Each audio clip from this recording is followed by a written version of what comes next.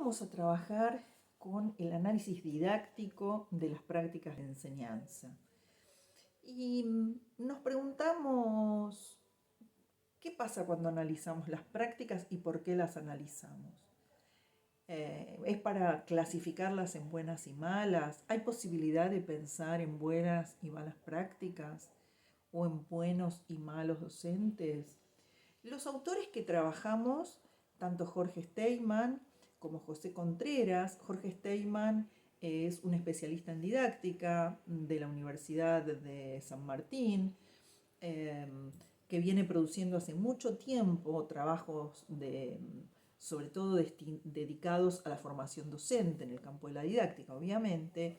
Y José Contreras también analiza las prácticas de la enseñanza, español, pedagogo español, que lo hace también, ambos lo hacen desde una lógica hermenéutica, que es el enfoque que venimos trabajando.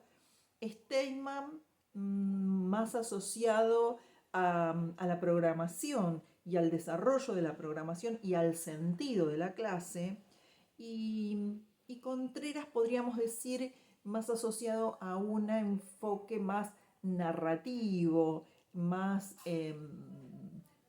si me permiten el término, más posicionado en una lógica descolonizadora, decolonial, ¿sí?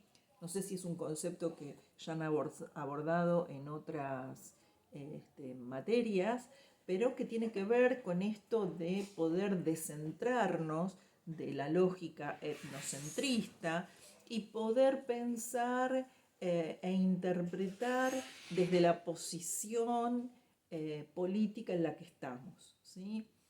En esto van a coincidir ambos autores, y Steinman precisamente va a empezar diciendo que no vamos a clasificar las prácticas en buenas o malas, y que en verdad no podemos decir que hay buenas o malas prácticas.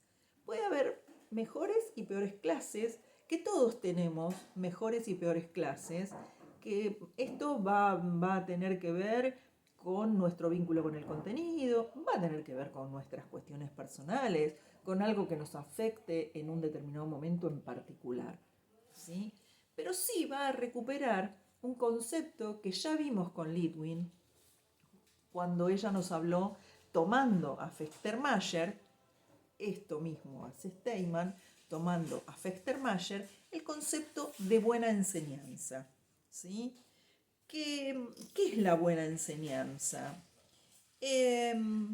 Dice, la buena enseñanza, nos vamos a parar en el marco de la buena enseñanza, porque lo que sí resulta irrenunciable es que una clase, para ser tal, lo mínimo que exige es un modo de intervención que pueda justificarse en principios éticos y en la presentación de un objeto de enseñanza racionalmente justificable y digno de que el estudiante lo conozca. Es decir, un conocimiento, en la clase anterior cerramos con esto, un conocimiento que le permita interpretar el mundo. Contreras en algún momento, sobre todo lo va a plantear varias veces, pero hacia el final del texto va a decir, aprender tiene que ver con ampliar el sentido de la vida y las posibilidades de la vida, y para ello es necesario poder ampliar las sensaciones de las cosas, la imaginación del mundo.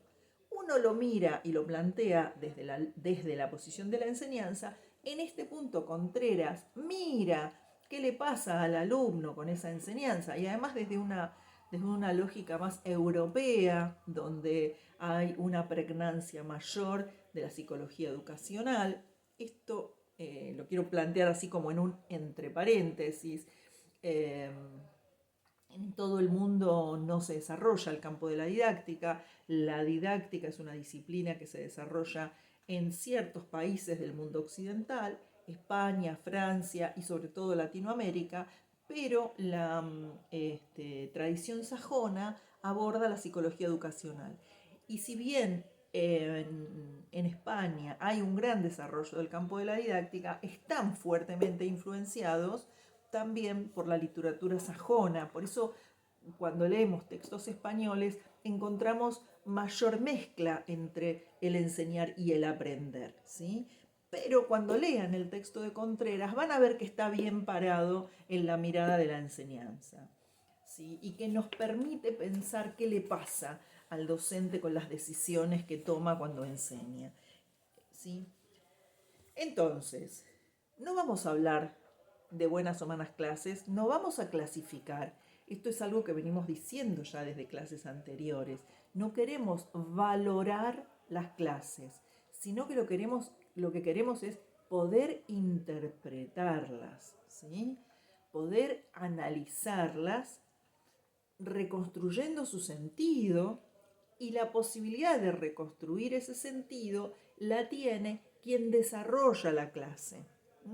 Nosotros, si no somos el docente que está desarrollando la clase, lo que podemos hacer es acompañar la reconstrucción de sentido, acompañar esa interpretación. Si no tenemos posibilidad de acompañar, sí podemos hacer interpretaciones sabiendo que son hipótesis, ¿sí?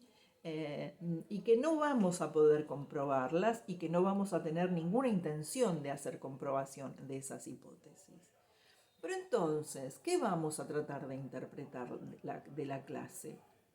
Lo dije, creo que ya en más de una oportunidad en estos breves minutos, es la reconstrucción del sentido que tiene la clase. Entonces, esto nos lleva a pensarla en su totalidad, ver la clase de manera global y no ver la clase parcelada, como por ejemplo podría ser el momento de la motivación, el momento de la evaluación, o mirar fragmentariamente la construcción del vínculo, cómo están agrupados, cómo es la organización, si el docente desarrolla su clase con un léxico que puede ser comprensible, no mirarla así de manera despedazada, ¿sí? Sino mirar la clase en su totalidad, qué es lo que allí ocurre. Y en esa totalidad de lo que allí ocurre, cuestión que a ustedes les va a pasar cuando sean psicopedagogos, y seguramente muchos de ustedes van a trabajar en escuelas y van a participar de clases, ya sea como acompañantes externos de algún estudiante, ya sea como orientador educacional de la escuela en la que se desarrollen, van a tener que asistir a clases. Entonces, poder verla en su conjunto, ¿sí? Y en ese verla en su conjunto, sí luego pensar con el docente en algunos aspectos en particular, ¿sí? Como por ejemplo, ¿cómo pensó la clase? Saber que la clase tiene un antes, un durante y un después. Es decir, una cuestión es pensar la clase y otra cuestión es desarrollar la clase en acto. En ambas circunstancias, lo que va a aparecer y seguramente lo que a nosotros se nos va a hacer visible es que en las decisiones de enseñanza que se tomen, estas decisiones van a estar atravesadas por el hábitus que porte el docente. Tomamos este concepto de hábitus de Bourdieu, ustedes lo deben haber visto seguramente en Sociología de la Educación. El concepto lo que nos dice es que hay estructuras estructuradas, ¿sí?, tendientes a funcionar como estructuras estructurantes. ¿Qué quiere decir esto? Hay estructuras de pensamiento, estructuras sociales de pensamiento, estructuras que ya son parte de un pensar colectivo, que tienden a hacernos, a estructurarnos a nosotros, a estructurar nuestro pensar y a estructurar nuestro actuar, ¿sí? Por eso tendientes a funcionar como estructuras estructurantes. Nos estructuran a nosotros. ¿Y cuáles son esas estructuras de pensamiento? Esas estructuras de pensamiento van desde la construcción del gusto, que a mí me gusten estos colores, que me guste vestirme de una determinada manera, que a ustedes les guste vestirse de una determinada manera, no es el gusto individual, sino que es una construcción social, que es una construcción colectiva y que es parte de ese hábitus. Y no tiene que ver con la moda, sino que tiene que ver con los grupos sociales, con los grupos culturales. No estoy hablando de clase, ¿sí?, sino que estoy pensando en cuáles son las redes sociales en las que yo me muevo y cómo en esas redes sociales se produce, ¿sí?, una construcción común que por supuesto está más enlazada con el mundo a nivel mucho más macro, ¿sí?, que va a hacer que a mí me gusten determinadas cuestiones y que va a hacer que yo piense de una determinada manera. Mi posición política es una construcción social. Y por lo tanto, mi posición frente a cómo se enseña y cómo se aprende también es en una posición social, y eso es lo que va a emerger en las decisiones de clase. ¿Cómo vamos a ver estas decisiones de clase? Aquí los dos autores toman caminos distintos, ¿sí? Steinman nos va a orientar hacia el mirar diferentes momentos de la clase, el pensar la clase, el desarrollar la clase, ¿sí? Y en ese pensar la clase, ¿cuáles son los aspectos que aparecen? La selección de contenidos, la organización, el tipo de actividades, qué tipo de segmentos van a aparecer, si aparecen segmentos más organizativos, si aparecen segmentos cognitivos, si el sentido de la clase va desarrollada más hacia una apropiación de ciertos contenidos que nosotros diríamos, bueno, tiene un sentido más cognitivo, que es que haya un aprendizaje de un saber disciplinar específico, o si está más asociada a cuestiones de orden organizativo, más vinculadas con el control de grupo clase, con el control de la disciplina, con la afectividad, podríamos decir también, recuperando algunas cuestiones de la clase anterior, del texto de Antelo y Alió, donde veíamos cómo ese sentir docente y esa dificultad frente al contenido orientaba más hacia el desarrollo de lo vincular y de lo afectivo. Entonces, Steinman nos propone un dispositivo muy claro para poder acompañar al docente en la interpretación de la clase y ver en qué lugar está parado. ¿Y esto para qué nos sirve? Bueno, precisamente nos sirve para pensar la mejora de la práctica docente. Mejorar la práctica docente no implica que hay algo que está mal hecho y que hay que mejorarlo, sino que tiene que ver con el desarrollo permanente, con la necesidad permanente de profundizar los saberes propios de la enseñanza y precisamente ese desarrollo es posible desde esta posición didáctica en la que nosotros estamos parados a partir de la reflexión, a partir del análisis. Contreras, por otro lado, va a orientarnos a ese desarrollo de una posición reflexiva a partir de la narrativa. Y en esa narrativa también vamos a ver cómo lo que se despliega es la clase en su totalidad.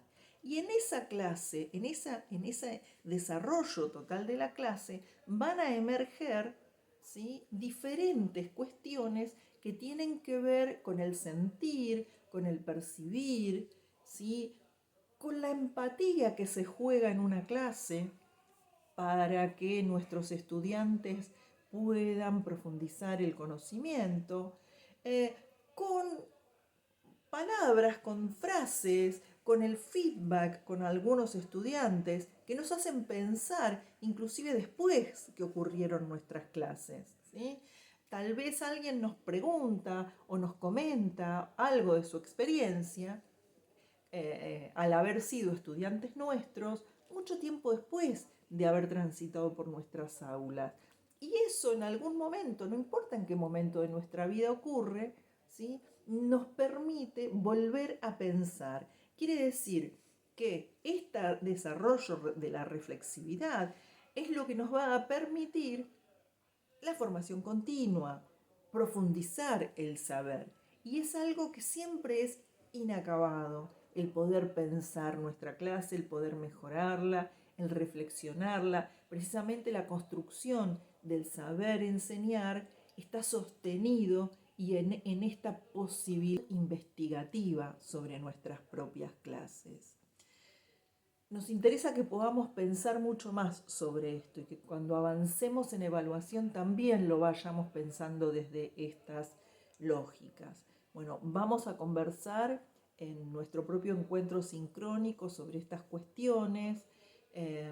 Además, sobre estas cuestiones ustedes van a tener que hacer su trabajo grupal, segundo trabajo grupal, y también el trabajo final va a estar muy asentado en esta posición de poder pensar que la enseñanza se profundiza y se mejora a partir de una actitud reflexiva, y que por otro lado no podemos valorar las prácticas de otros, sino que lo que podemos hacer es interpretarlas junto con ellos.